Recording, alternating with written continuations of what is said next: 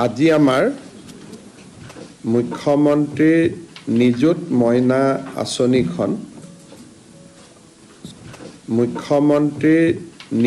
মইনা আঁচনিখন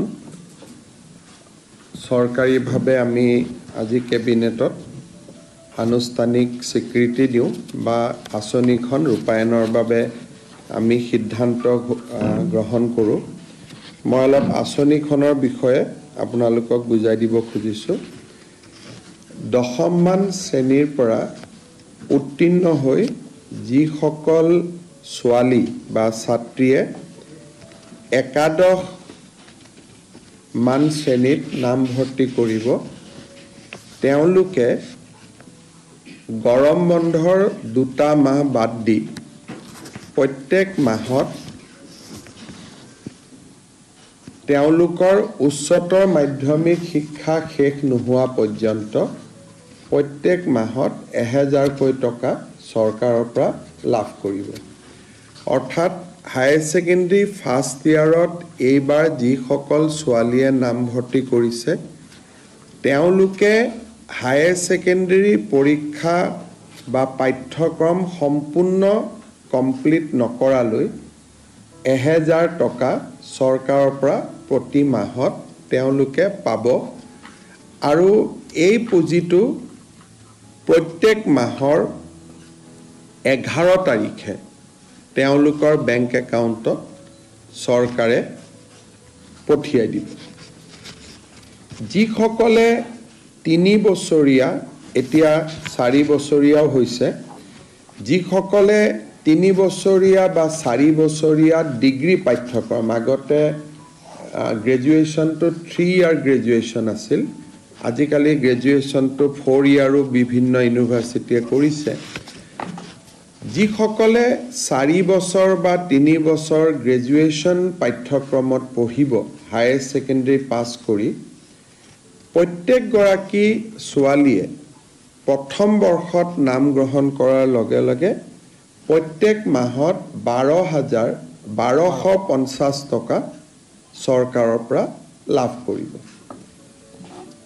আৰু যিসকলে ডিগ্ৰী পাছ কৰি এইবাৰ পোষ্ট গ্ৰেজুৱেটত নাম লগাব, পোষ্ট গ্ৰেজুৱেট বুলি কওঁতে আমি BEdক ইয়াত ধৰি লৈছোঁ, পোষ্ট গ্ৰেজুৱেট কাম BEdত নামভৰ্তি কৰিব, তেওঁলোকে প্ৰত্যেক মাহত চৰকাৰৰ পৰা 2500 টকা কৰি লাভ কৰিব, 2500 টকা।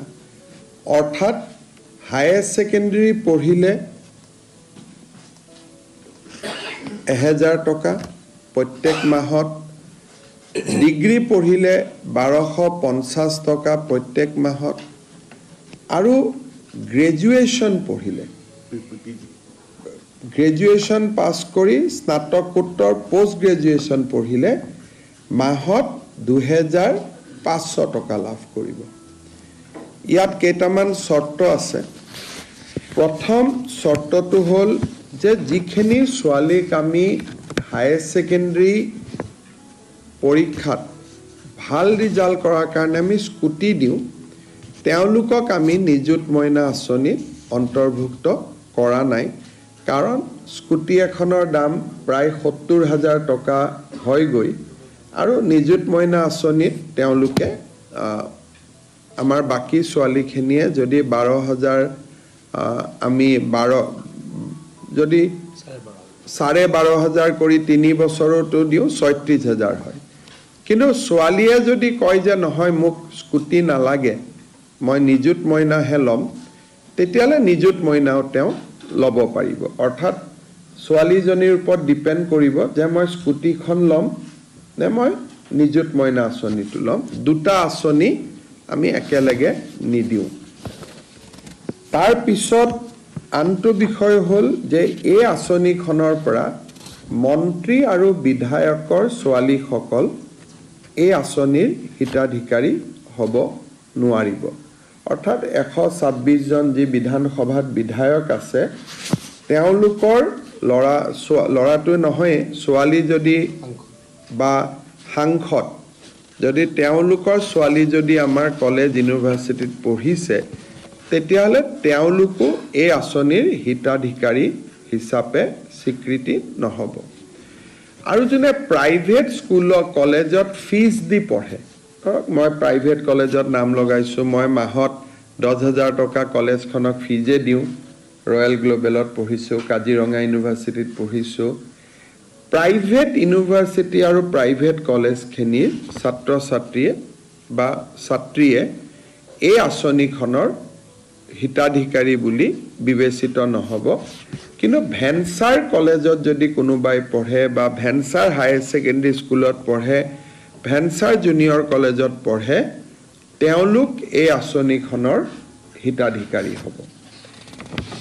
এই আঁচনিখনৰ হিতাধিকাৰী হ'বৰ বাবে আমি একোখনকৈ প্ৰপত্ৰ পূৰণ কৰিব লাগিব।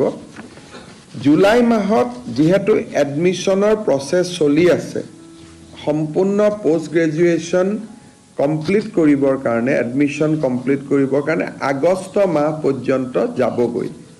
কিন্তু আমি জুলাই মাহৰ পৰা এই এডমিশ্যনৰ প্ৰপত্ৰসমূহ আমি বিতৰণ কৰিম।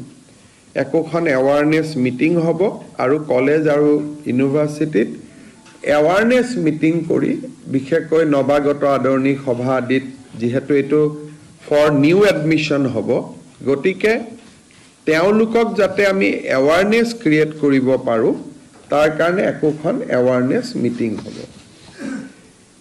এই গোটেই আঁচনিটো বাল্য বিবাহৰ বিৰুদ্ধে প্ৰস্তুত কৰা এখন আঁচনি।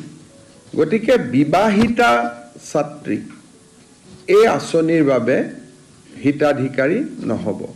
কিন্তু পোষ্ট গ্ৰেজুৱেট পৰ্যায়ত বিবাহিতা ছোৱালীয়েও এই আঁচনিৰ সুবিধা ল'ব পাৰিব। কিন্তু হায়াৰ ছেকেণ্ডাৰী আৰু ডিগ্ৰী পৰ্যায়ত, যিহেতু আমাৰ গোটেই কথাটোৱে হ'ল যে ছোৱালীক যাতে দেউতাক মাকে সোনকালে বিয়া পাতি নিদিয়ে, গতিকে যিসকলে বিয়া কৰাব তেওঁলোকে বা বিবাহিতা ছাত্ৰী হ'ব, তেওঁলোকে এই আঁচনিখনৰ সুযোগ নাপাব। আৰু যদি আপ টু ডিগ্ৰী পঢ়ি থাকোঁতে মাজতেও বিয়া হৈ যায়, তেতিয়াহ'লে ৰিনিউৱেলত তেওঁলোকে এই আঁচনিৰ সুবিধাৰ পৰা বঞ্চিত হ'ব। যেতিয়া প্ৰত্যেক বছৰে এবাৰ ৰিনিউৱেল হ'ব, আৰু কোনোবা ছোৱালী যদি শিক্ষা আধাতে সামৰি